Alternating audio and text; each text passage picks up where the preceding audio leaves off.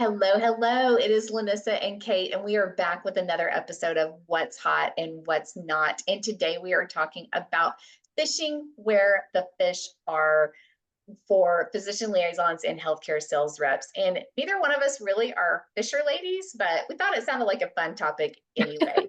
So, fishing where the fish are, what do we mean? Or fishing where the fish are not, what do we mean? And we really mean spending time with the offices or the places that can make a difference for you or Right. your product and where you can make a difference for them and their patients. So where it's a win-win-win.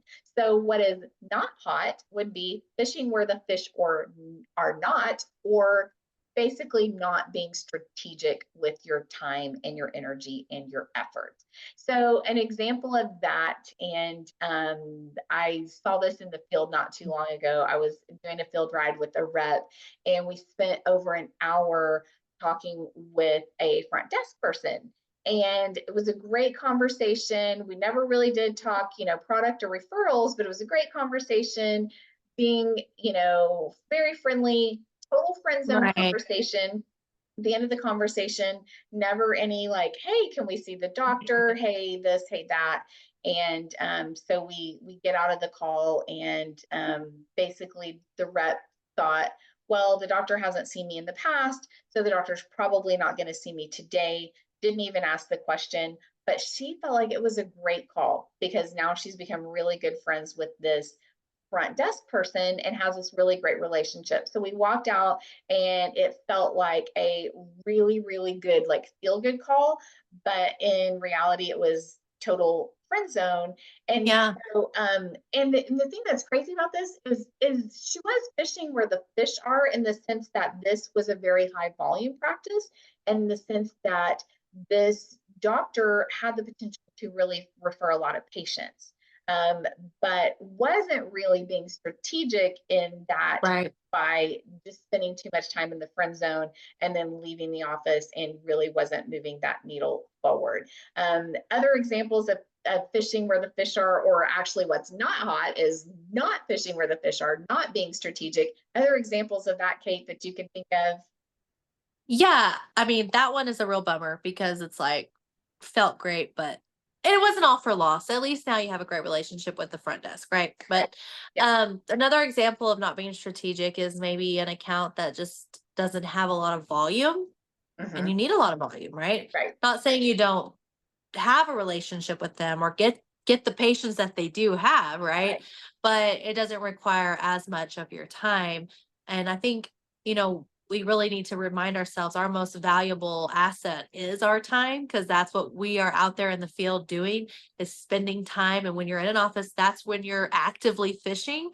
And so you want to make sure you're doing that in a place that has the capacity to and the potential to bring in, enough fish to feed your family. Hmm. Going on our fishing metaphors here, because we could do this all day, you really want to go for like bigger, bass or catfish versus little minnows, right? Because these are quick wins, but like the front desk, that's a quick win. Hey, formed a relationship with the part of the office. We're all for a total office call, but getting to that doctor is when you get the bass or the catfish that can feed you for a little bit longer, right? So that's what we mean about being strategic, is where are you investing your time, and is the potential worth your time? The amount of time, does that match the potential for referrals, patients, whatever it is you're looking for from that office? That's what we Right. mean by it. Yeah. So what's hot is fishing where the fish are, or being strategic. And so knowing your numbers, knowing your data, going to some of those offices that are high volume, or that you already know have a lot of patients that they can send you, or a lot of prescriptions that they can write for your product, um, wherever that is, and use your data to help you figure that out. If you don't know, Yeah. definitely be using your data and looking at your data. Sometimes And you these would are go, questions, sorry to interrupt you. These are oh, yeah, questions you can ask them, right? right, These are questions you're forming relationship with your offices. You're asking about the capacity, you're asking about the patients they're seeing, you're asking about the patient demographics they have. That's something your example could have been getting from the front desk, right? How right, many patients are you seeing? That's where you get all that information. Nobody just knows it off the top of their head. But once you find out, that's what guides your next step. Now, how Right. many times you're coming back there, how frequently you're going back there. So all good information to have. Yeah. Yeah. And the other thing is like, is it a specialty that's even relevant to your product or your Right. practice? Yeah. Sometimes we think a certain specialty is relevant and then we get into it and we realize like, maybe not, or, maybe that's not the biggest referral source or the biggest source for my practice or my product.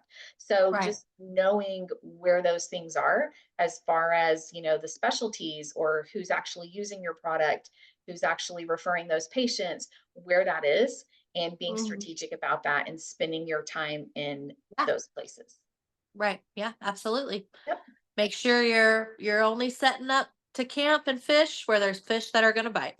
that's right. That's right. So fish where the fish are, that is what's hot today. If you have questions, if you want to learn more, you can find us at our website, lanissabrantley.com. Until next time, we'll see you later. Bye-bye. Bye.